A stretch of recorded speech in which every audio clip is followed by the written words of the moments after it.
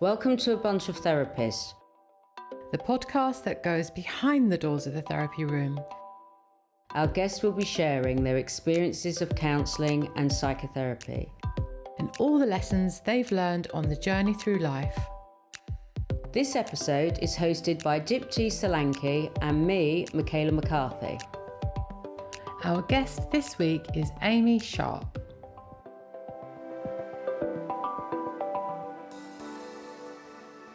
So Amy, welcome onto the podcast. Thank you. So tell us, what was your first experience of therapy?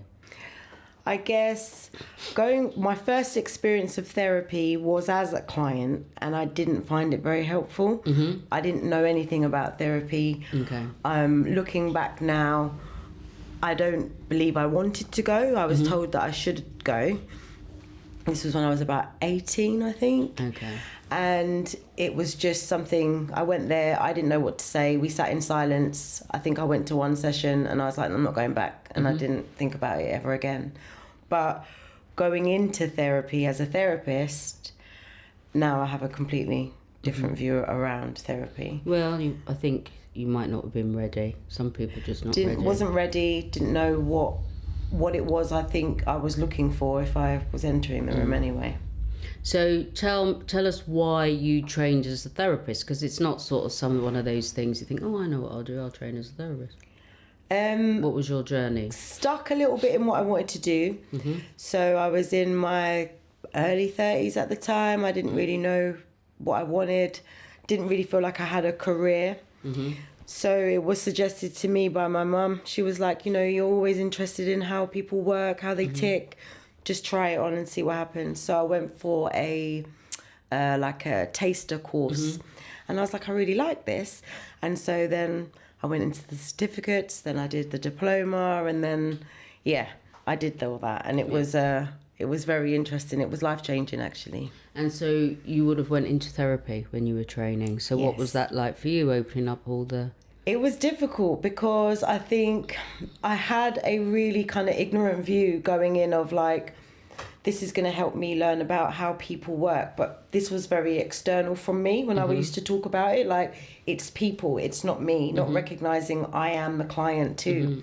So it was very eye-opening. And now going back into, if I reflect back, I think that going into therapy, wanting to be a therapist was a way of trying to work me out without having to say it. Okay. I didn't want to say, I don't know, or I'm unsure. So I thought, if I go in through the back door, no one will see me. But they did. But they did, So that was my way. I should have just gone to therapy. It would have been less expensive. So tell us your story a little bit. Okay. What's your background? So I'm adopted. I was, my mum had me when she was quite young. She was 19. And so I kind of never really lived with her full time. It was always back and forth between my nan's or my godparents' house. And then when I was about 11, I just didn't go back home to my mum. I stayed with my godparents and they've raised me ever since.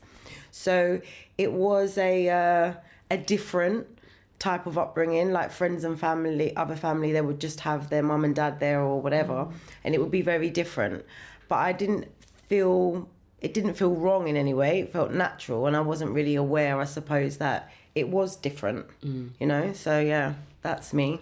And your nan, so you would have went before between your mum and your nan, did you say? Yeah, so I'd stay with my nan on like the weekends or like during the week, or I'd stay with my godparents on the weekend. And I guess what happened is I would stay with my godparents, and then the days just, I remember like Friday to Sunday, Friday to Tuesday, Friday to Wednesday. So it's like, I'm here for a week now. And then I think when I look back at the attachment that I created with my parents, it didn't feel like I was going home anymore. It would just feel like I'm leaving home. Does that make sense? Because I'm with my family, as in my godparents and my siblings there, and I'm like, and then I would have to go home, and that felt strange. So it was more of like, I want to stay here. This is where I live. So it just became that, And did you ever go back to your nan's, or would you just go visit your nan or something with your you just go visit your nan. Okay. So how it was is my godparents were friends of my nan, well, friends of the family essentially. And so when it was, we'll take her if she needs a respite or this or that, and it just became one of those things. Yeah. So do you remember actually, obviously going back, so that kind of can make you, well, feel many things, I imagine. Anxious, now I Okay. recognise now as an adult. Anxious, yeah. Anxious. Because I like it's to an know where we're anxious going. attachment. I like to know where we're going. I remember looking back now, this was explored when I was in therapy, when I was training, really recognising that I like to know where we're going, or I like to know how long we're staying. Still to this day? Not so much now because I recognise it, but then I look back and think, yeah, I was very rigid about that. I didn't like to stay at people's houses. I always needed to stay at home. There was something about needing a base, which I look back now and think, okay, well, the child was here, there and everywhere. She needed to know that she was staying. And so I think that's where it came from, looking back now. But that's creating a safe space, isn't it? Most definitely, yeah. With the, being adopted, moving into a family, even though you knew, or going to your nan's and having your biological mum, some, grief is, you grieve and you might not have been aware of grieving, but different bits in your life. Most definitely. And understanding now, especially from my own journey as a client, but also as a therapist, grief isn't just, somebody dies and we lose them. We grieve so much and we don't even recognise it. And so understanding we can grieve things we didn't know we had, like we don't have, and all of those kind of things. So, yeah. So that happened. And so just out of interest, but I wonder whether, I've spoken about this before, that actually trauma, Most and definitely. it's only until actually, you start exploring it a little bit and your life, that actually you are traumatized. Because I imagine growing up as a kid, moving from one to the other, that's traumatizing in itself, because where's your safe space? Most definitely. And I think it acts out in different ways, not in like I am traumatized or I am scared, but acts out in my anxieties, my need to know, my worry about how long are we staying here. That to me, looking at it, I know what that represented, but on the surface I might just be fussy. If you know what I mean. So it's what it represents, Yeah. So how have you been affected by your growing up, moving around? How did that affect you as a person, knowing now that you went into therapy when you actually trained as a therapist? How did it all affect me? I say it's made me very compassionate. I'd say that I've got patience. And I also know a lot about grief and recognising what it means to grieve. I don't know, I've never met my birth dad, for example. I know of him. There was potential contact made, but he didn't want to meet me. So that was grief. That was something I had to go through. That was something I didn't think I would be affected by, because I was like, but ton of bricks. I was like, oh my goodness. So much processing to get through of like, of what could have been. or just somebody, or rejection essentially, right? So there was a lot of that. What's wrong with me? So that was a real piece of work I had to do, and I think that changed me.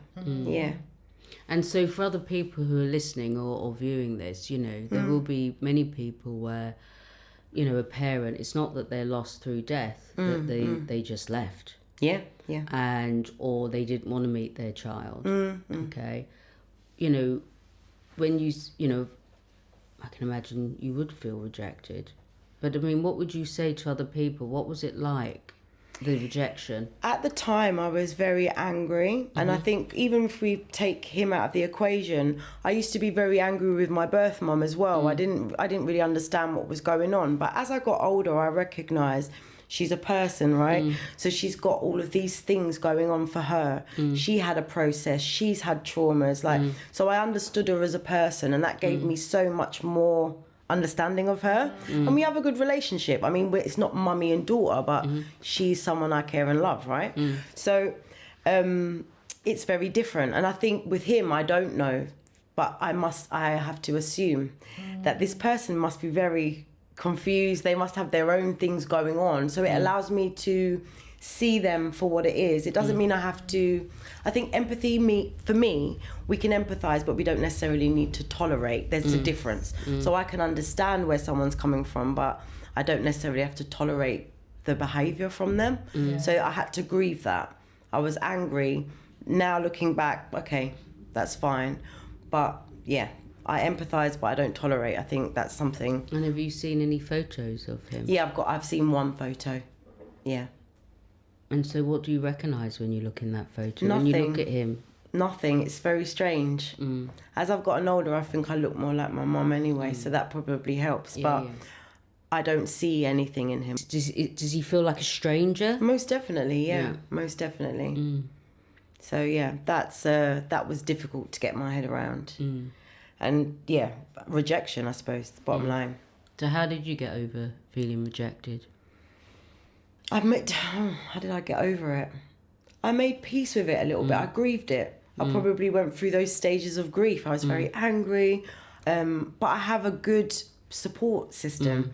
I'm loved by my family, and so although yes, I feel rejected over here, I'm very much wanted and loved here, and that counts for something. So yeah, it helped balance it, I think. I imagine it counts for so much. And Yeah, I think, most definitely. You know, thank you for sharing all of that, because I can see it's how close that is, that feeling of rejection. But also what's really important that you touched on there is our support network as well. Can you talk to us about the difference having that support network can make as opposed to not having it? Like, what can it do to a person, and why is it so important for us to have the right people around us, especially when we're going on such a journey? I think it's important because I think if we remove everything, as humans, we are born to connect. Like, we are wired for it. So we need it, we crave it. It's part of our survival. If I'm in need, I reach out. So it's that. We need to know that there is someone that we can go to. So it's not about quantity, it's about quality. So if it's just one person, and sometimes for people it's just their therapist, yes, it's a different kind of relationship, but it's still a connection. So it's incredibly important that we feel connected. Like, yeah, it's part of our makeup. What is it about that connection, whether it's a therapist, a friend, a family member? What is it that we need in those spaces? We need to be seen, we need to be heard, we need to feel like a human being. I think we can have conversations in our head and we can talk ourselves into holes, and actually friends, families, having people around us, we can see ourselves as well. I know what that feels like, or I understand that, or I don't understand it, but I'm here anyway. It's being seen, I think, and feeling safe. To be in whatever emotional space you're in. Can you expand on that? Because I think that's a really great juxtaposition to talk about, because I think many people feel that when they go to therapists, it's almost like what you'd get from a friend or a loved one. I can just talk to someone that I know, but actually it's very different. Right? Very different. Well, for one, as therapists, we can't give advice. We're not there to dictate or to kind of teach. It's not that environment, but we're there to observe, we're there to reflect, we're there to offer space for that client to kind of explore themselves. It's a bit like, going to a gallery with someone and it's like, okay, show me that picture, or kind of walking through the client's, I don't know, frame of reference. Walking through they're going through the gallery, they're showing us the artwork, like, what does that mean? Tell me how that makes you feel, that kind of thing. So, well, I think, being a therapist, from my experience, okay, and I've worked with people for years, however, it's interesting because I might be the most important person to them in their life, especially if you're in a longer term therapeutic relationship because of attachments. And I kind of go into their world. They invite me into their world, but I don't live in it. Such a privilege, though. Right? I mean, it is a privilege to go into the world and for them to share their experience, their relationships, how they would like them better or different, or what they're looking for, how they live their life, what work they do, all those things. And yet I don't get to meet those people. Yeah, it's such a strange thing, isn't it? Yeah. It's like an intimate relationship. Most definitely, but also extremely professional. But different as well. Yeah. So it's like I don't know. When I was in therapy, we were working on being more confident to kind of do things. Like, for example, when I was young, when I was training, I'd realised I don't go on holiday. Like, I was like, because I don't like leaving home. Yeah. I used to always say, because I'm busy, I can't afford it, I've got too much work. I used to create excuses, but what I just didn't really like is I didn't like leaving home for long periods of time because of my anxiety. But that's quite common with the anxiety of not going on holiday, don't like travel. Yeah. If you're going somewhere, you need to know whether you can get a taxi or near a tube station to get home, your exit. Yeah. So all of those things make sense to me now, but then it was just like, I'm a homebody. But I remember I went on holiday, and I must have finished with my therapist at the time, and I remember I was on holiday, I was on the beach, and I was like, I'm going to take a picture and I'm going to send it to her and I'm going to show her I'm on holiday. And obviously, you know, that maybe wasn't particularly the rules of sending, but I was like, no, I have to. So I remember saying, thank you so much, because if it wasn't for you, I don't think I would have gone on holiday and left home, you know. I remember once I was young, my older sister, there must have been like a house party or a function or something, and I fell asleep, and so they left me. My mum and dad said, we'll come and get her in the morning, don't want to wake her. And I remember I woke up in the morning and I was so overwhelmed because I was like, I'm not at home. So even that memory, I was very, very young, but even that memory of feeling like I'm not at home, that stayed with me, I think. So when I think about it, how it presented itself in little sneaky ways, but really it was just needing to feel safe. Yeah. What else did you experience with the depression or grief from that, you know, your childhood? I would just say really low mood. Okay. But when I was young, I not really being able to know what it was. And I think therapy gave me a language. It gave me an understanding, especially looking back and going, that's what I was feeling. That's what that is. It gave me information and it gave me so much more power, you know? You talked about depression. Can we just expound on that, if that's okay? Yeah. So I imagine a lot of people listening to this or watching it will know the word depression either through seeing loved ones go through it or even experiencing it themselves. And I think everyone's experience of depression is very different, isn't it? So if you're comfortable talking about it, I'd love to understand what your experience of depression was. Interesting me before the training and after the training as well.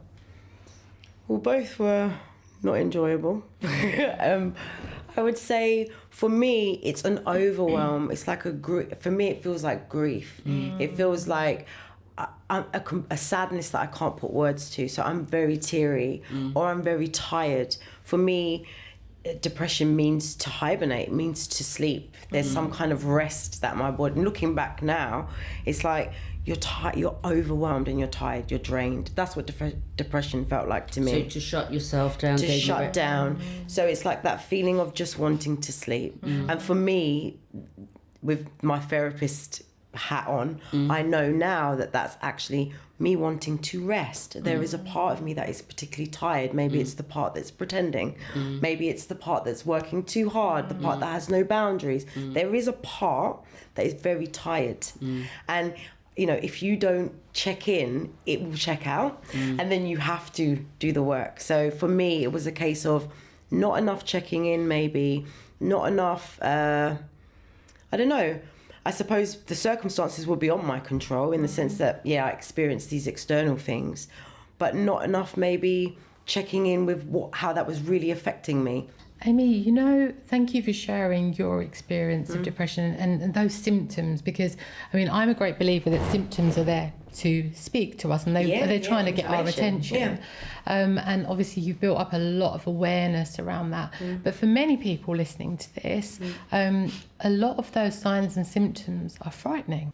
Does that person have a safe person in their life they can talk to? So that's really important, you know. Can I discuss this with you? Can I check in about how I feel? And also recognising, I think, that we aren't just born and living to be happy all the time. Absolutely. It's very important. No, we get locked up if we were like happy in a state of happiness all the time. We're not just made that way. We have emotions for a reason. So it's also incredibly healthy and normal to feel sad, to feel angry, to feel frustrated. We have to have that ability because that's information about our environment. So that is really important. So sometimes we may feel like we failed because we're sad about something, but that just means you're working well. being emotionally healthy, having good mental health, is the ability to have those emotions and survive them. Feel a full range of Right. them. We need to be able to have those tools. Yeah. But I remember first going into therapy, I didn't really know. I knew the words of feelings, but I didn't know how to name my feelings. Okay, that was the difference. And I think a lot of people don't know how to name their feelings. Absolutely. They know the words, they hear about it. They just are. They just so are. but they can feel comfortable, they can feel uncomfortable, but there is a place for Yeah, that. but they list them as good and bad. Yeah. You know, so it's good to laugh, but it's bad to cry. You know, It's the stories we attach to them, And the right? messages we've received. So if you think about training to be a therapist, now there's many therapists out there. Yeah. Many reasons why people train to be a therapist. Yep. But going into therapy, training to be a therapist is something different. Not everyone who goes into personal therapy trains to be a therapist. Yeah. What do you think it is about people who train to be a therapist? You know, what is it about some people why they do it? Because it's not for everybody. No, it's not for everybody. You know, people go, oh God, I couldn't be a therapist. I couldn't sit there and listen to everybody, all their sad stories. Yeah, and they everything. say that, don't they? But I don't see But therapy as that, it's not though. like that when you're with another it's human not. being. It's, You're actually sitting with it's another relational, human being. yeah. It's very different. I can only speak for myself, really, but for me, it was trying to figure me out. It's like, I just want to know what's going on, but I'm going to try and get some information. It was like, it felt sneaky, I think we said before, but yeah, for me, I wanted to learn about me, but I didn't want to say it. I don't know whether I felt embarrassed or I felt like I should know already. That's the feeling that so many people have, though, Yeah. right? I should have figured myself Yeah, I out should by know now. this by now. I was Yeah. already in my 30s. I was like, well, you know. So for me, it was a way of trying to figure myself out. And that's probably why I really got stuck in, because it was like, okay, I'm going to use this. But also, I don't think that it's really possible to be a therapist or a good one without curiosity. No, you've got to be curious. I mean, I Yeah. think going in to train and into therapy, you've got to be curious about yourself. You've got to be curious about the other. It's about deeply connecting Yeah. with someone, or even on a level where you really understand each other. You might not end up liking each other, but you understand each other. And that's so important. And that emotional honesty thing, I think, really scares a lot of people, because sometimes I think people are often scared of their own thoughts and feelings. People shy away from you too, because they think for some reason that you're a therapist, that you can You can now see read through their them. mind. So this conversation gets very, very like surface level and straight, and you're like, and it's like, okay, and then they just go away. They don't want to engage. They think that somehow you're going to figure them out, which we don't have that power, obviously. Do you tell everyone you're a therapist on that note? What if I don't want to engage? I just tell No, them, I mean, like, do you find that because you've told people you're a therapist and that the conversation can kind of just become very surface and standoffish, do you find yourself not wanting to tell people you're a therapist? No, I'll tell people what I do. If I'm proud that I do it, and most people will gravitate to you, but there are some people that will lean away. But I wonder what message, you know, would you share with the viewers and listeners out there about going into therapy? You know, whatever their issue. For me, I think a lot of the time people get the idea that therapy is about crisis. So it's this last place that you go. Yeah. For me, therapy can also be preventative as well. We go there because we just want to work out, but in our mind. So we go to the gym. We don't necessarily have to wait to have a heart attack to do that. We can do it now. And so it's the same. So I have clients that use a space for so many different reasons. It could be a specific issue that they're working on, or I'm just a diary. They come in, they etch it out, they see me next week. And it's that. So using the space, I think you don't have to wait for it to feel unbearable.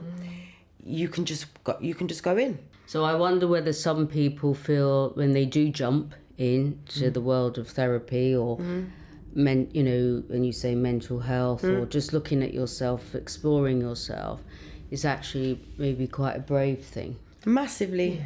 You know, because what you're doing, you're going against the norm. Yeah, massively. And people can go their whole lives and not really know who they are, you know. the bottom line is that we all want the same things. We want to feel safe. We want to be loved. Yeah. We want to be accepted. Yeah. We all share that need, right? We're all human at the end of the day, you know. And I think that breaks through cultures. You know, pain's pain, right? Yeah, most definitely. You know, so I think that's a message that we can send out to the viewers and listeners. Yes, agreed. Good. Well, thank you for coming on the podcast. Thank you for having me. That's it. Pleasure. Thank you.